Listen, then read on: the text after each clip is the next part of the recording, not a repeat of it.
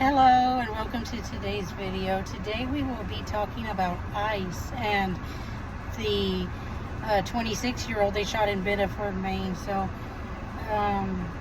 this is just unbelievable, but you guys, like, ICE keeps doing the same thing, shooting a very innocent American U.S. citizen, 26-year-old Sebastian.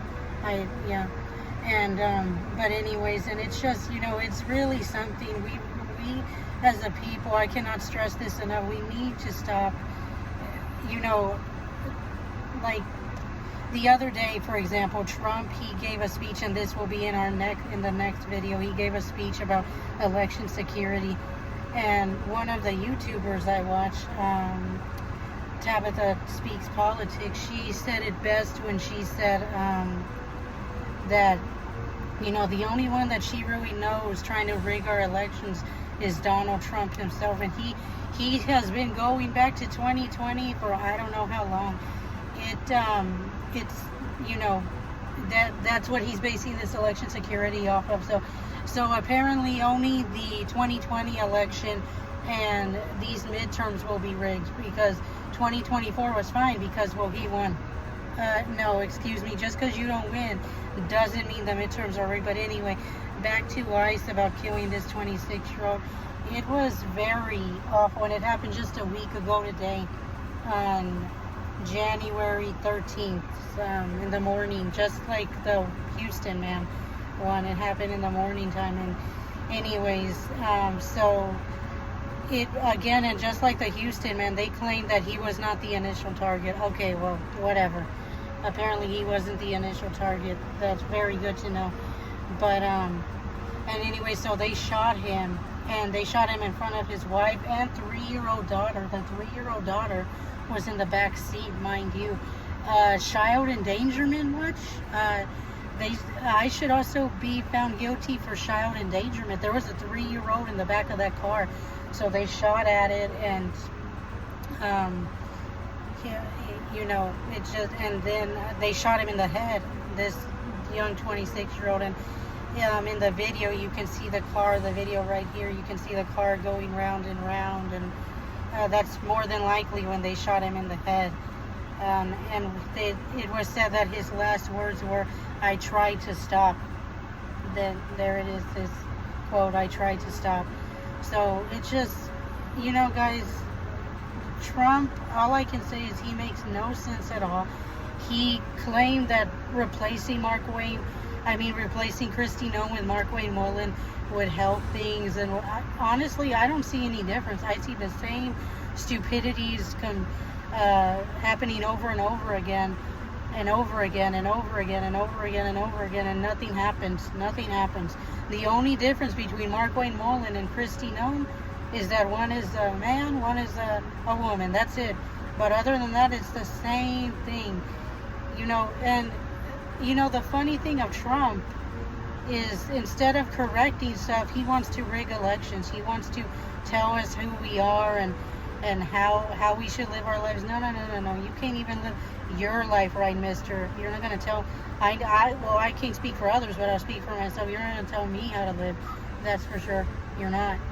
So, anyways, I just wanted to let you guys know that. Oh, and another thing to know about this particular case, the ICE officer, he has an ex-wife.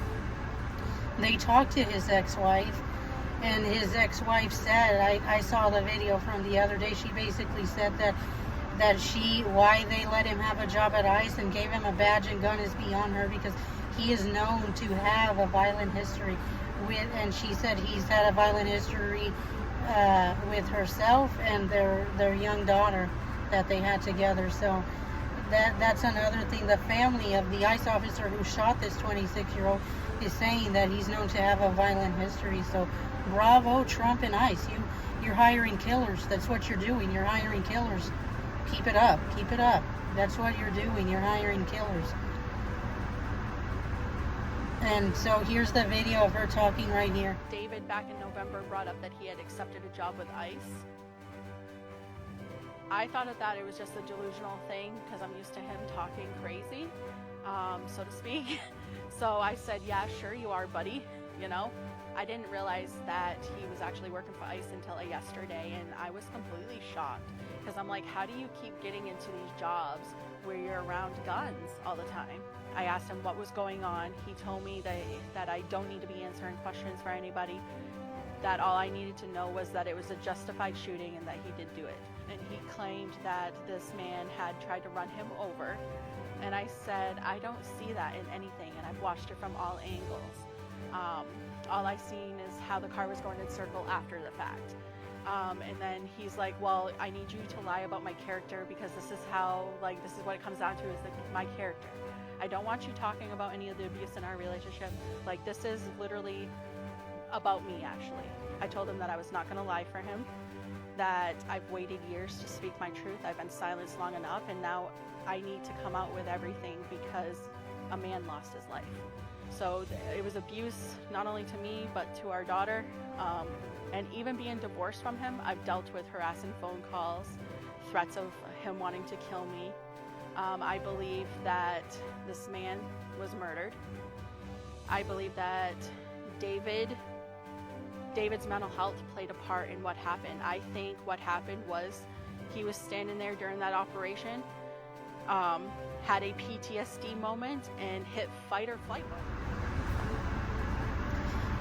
Welcome back. So anyways, yes, ICE needs to be stopped, guys. Call your senator, call whoever you need to, and just tell them, you know, tell them that they need to visit ICE facilities, they need to abolish ICE, and everything. I mean, this is out of control, guys. The very fact that our taxpayer dollars are going to basically killing ICE, I mean, not killing ICE, excuse me, to killing